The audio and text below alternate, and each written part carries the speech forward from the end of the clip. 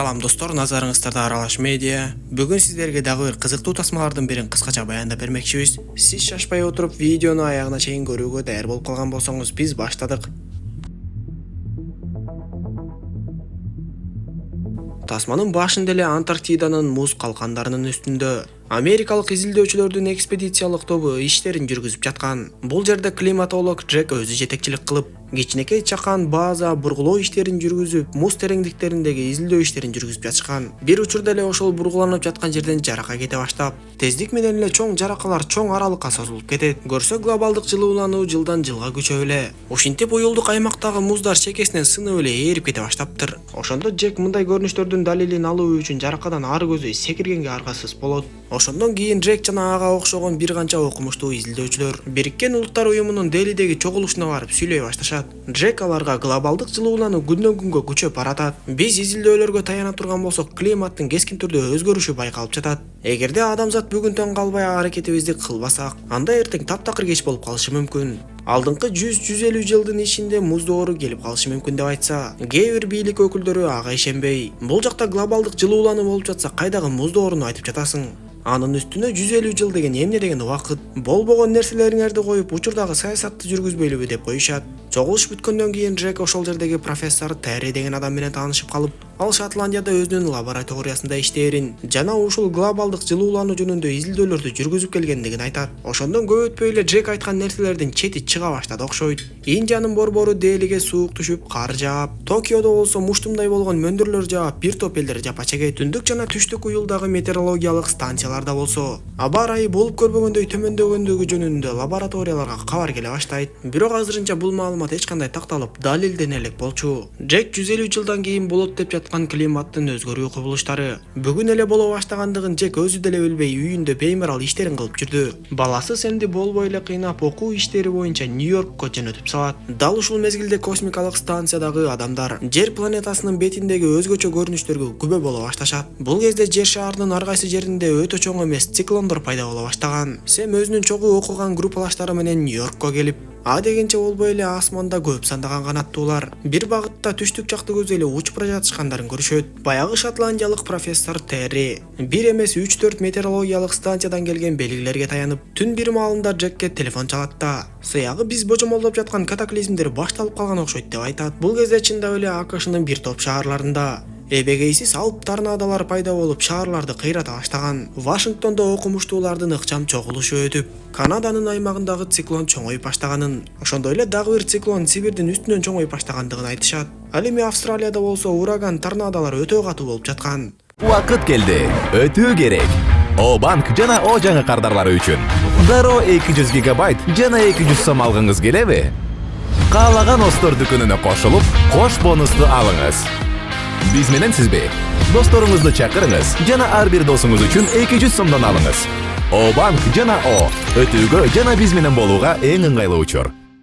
Албетте окумуштуулардын арасында климаттын өзгөрүшү боюнча талкуулар жаралып, күн бетинде эч кандай жаркайтуулар болбогонун, демек океандардагы жылуу агымдар менен муздак агымдардын ортосунда кандайдыр бир процесс пайда болуп жаткандыгын божомолдошот. Окумуштуулар андан аркыдагы ар кандай гипотеза, божомолдорду айтышып, эгер божомолдор чын чыга турган болсо, анда жакынкы күндөрү Жер планетасынын климаты барган сайын катаалданып, таанылгыс болуп өзгөрмөк. Сэм болсо атайын группалаштары менен Нью-Йоркко интеллектуалдык таймашка катышуу үчүн келишкен болчу. Бирок таймашты ийгиликтүү аяктагандан кийин алар кайра Вашингтонго кайта албай калышат. Себеби жердин баарында аба ырайы бузулуп, жамгыр нөшөрлөп жаап калган. Алар үйгө поезд менен кайталы дешип, Сэм атасына телефон чалып, бирок Нью-Йорктун көчөлөрүндөгү тыгындан улам унаалар дагы эч жака жыла албай калды. Акыры алар аба ырайы жакшырып, бардыгы өз калыбына келгенчекте Нью-Йоркто эле калууну чечишет. Ал эми Сэмдин атасы Джек болсо профессор Терри менен тынымсыз байланышта болуп отуруп, аба ырайы эми болду жакшырбай турганын, алдыңкы 5-7 жума ичинде ушинтип ар кандай куюн торнадолор болуп, күн сууктагандан сууктап, катаалдагандан катаалдай бере тургандыгын билишет. Дароо эле бир топ өкүлдөр болуп вице-президентке барып жолугушуп, алдыңкы жумалардагы климаттын катаал жака өзгөрүшүн айтышып, түндүктөгү шаарлардагы элдердин баардыгын түштүк жака эвакуациялаш керек деп айтышат. Бирок саясатчы аларды укпай, силердин акыл эсиңер ордундабы?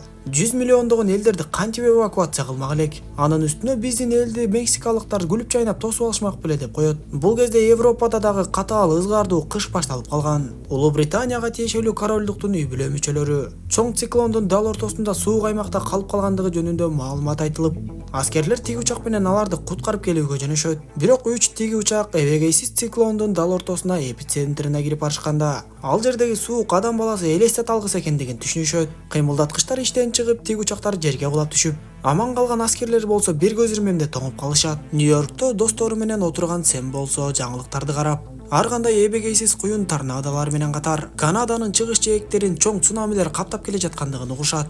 Нью-Йорктун көчөлөрүндө болсо цунамиге чейин эле жамгырдын суусунан улам көчөлөрдөгү суулар тизеге жетип калган. Албетте көп өтпөй эле океан толкуну Нью-Йоркко да жетип келип, цунами шаардын туш тарабынан каптай баштады. Бактыга жараша Сэм достору менен бийик кабаттарга чыгып кеткенге жетишет. Ошол учурда метеорологиялык станциялардын белгилерине таянып, аламаттын алдыда боло турган жаңы божомолдорун такташат. Учурда космостон 3 эбегейсиз циклон көрүнүп жатат. Бирөөсү Сибирден башталып чоңоюп жатса, экинчиси Британиянын үстүндө башталып тездик менен чоңоюп жатат. Үчүнчү эбегейсиз циклон болсо Канаданын аймактарынан баштап, акырындан түштүккө АКШны көздөй жылып жаткандыгы байкалат. Эгер баардыгы ушундай ылдамдык менен улана бере турган болсо, анда эч кандай 5-7 жума убакыт адамзатта жок болчу. Мындай кетиште дагы 1-2 күндүн ичинде эле түндүк уюлдан тарта миллион алкактарга чейин муз каптап калмак. Профессор Терри болсо өзүнүн кесиптештери менен Шотландиянын метеорологиялык станциясында эч жака чыга албай калды. Анткени айлананын баардыгына калың кар түшүп, температуранын төмөндөшү болсо адам чыдагыс деңгээлге жетип калган. Ошондуктан ал акыркы метеорологиялык маалыматтарды Джекке салып жиберет да, өзү кесиптештери менен өлүмдү күтүп эле отуруп калат. Нью-Йоркту болсо бир канча бийиктикке чейин суу каптап, кайсы бир кабатта китепканада достору менен бирге жан сактап жүргөн Сэм издеп жүрүү акыры атасы менен байланышууга телефонду да табат. Атасына чалып болгон иштин жайын айтып, суунун деңгээли улам көтөрүлгөндөн көтөрүлүп жаткандыктан атасынан эмне кылышын сурайт. Анда Джек Сэмге сен ошол айтылган китепканада эле кала бер. Эч жака чыкпай от жагып жылуу жерге отургула. Мен сени сөзсүз таап барам. Эгер циклондун борборуна туш келип калсаңар, анда сууктан улам эч кимиңер аман калбайсыңар деп айтат. Сэм атасынын ошол сөздөрүн укканга араң жетишип, муздак суудан араң дегенде гана жогору чыгып келет. Дал ошол учурда Нью-Йорктун көчөлөрүн аралап келаткан орус кемеси ичинде адам жокпу айтор бир жерге келип такалып калат. Циклон дагы жакындагандан жакындап келе жатабы айтор. Катуу суук башталып, кар дагы жаай баштайт. Ошондон тарта эле Джек Нью-Йоркко барып баламды куткарышым керек деп даярдана баштап, кээ бирлери аны токтотконго аракет кылышса, Джек аларга болбой, мен Антарктидада дагы дала экспедицияларда болгонмун. Циклондун борборуна гана туш болуп калбасам, калган суукка чыдайм деп жөнөйт. Ошол учурда аны президенттин кеңешмесине чакырышып, Джектин гипотезаларына эми гана ишене башташканбы айтор. Эми кандай болот деп эле божомолдорду сурай башташат. Анда Джек азыркы өзүнө белгилүү болгон маалыматтарды айтып, циклон тараганча түндүк уюлдан экватордук аймактарга чейин муз каптоолору башталат. Циклондун борборунда болсо адам баласы элестете алгыс төмөнкү температура болот. Эгер циклондор 1-2 күндүн ичинде тарай турган болсо, анда муз каптоолор ушул аймактарга чейин жетет. Демек кайсы гана материк болбосун түндүктөгү элдердин баардыгын түштүккө эвакуациялаш керек деп айтат. Анан да эгер ушул кеңдиктерге чейин муз каптоолор болгон күндө дагы бул муз доорунун алгачкы башталышы гана болушу мүмкүн деген сөзүн айтат. Ошондо гана бийлик түштүккө карай эвакуацияны баштап, Джек болсо өзүнүн ишенген 2 кесиптеши менен Нью-Йоркту көздөй аттанат. Нью-Йоркто болсо шумдуктудай суук башталып, жанагы каптап келген суу тоңуп калганын көрөбүз. Бийик имараттарга чыгып аман калган элдердин баардыгы муз үстү менен басып, бул жерде тоңуп өлө электе түштүккө кетишибиз керек деп сапарларын башташат. Аларды көргөндө китепканадагы элдердин баардыгы дагы муз үстүнө чыгып кете башташып, Сэм болсо атасынын сөзүн элге айтып, силер эч жака кетпешиңер керек. Суукка чыдай албай баары бир өлөсүңөр. Андан көрө бул жерде калып от жагып циклондун тарашын күтүшүбүз керек деп айтса, көпчүлүктөрү аны укпай түштүктөгү штаттарга жөө жалаңдап эле жетип алабыз деп жөнөп башташат. Сэмге өзүнүн достору жана андан башка 2-3 адам гана ишенип, китепканадагы китептерди жана башка нерселерди жыйнап от жага башташат. Бул учурда болсо суук жакшы жете элек аймактарда ызы чуу башталып, АКШдагы миллиондогон элдер түштүктү көздөй Мексикага ой башташат.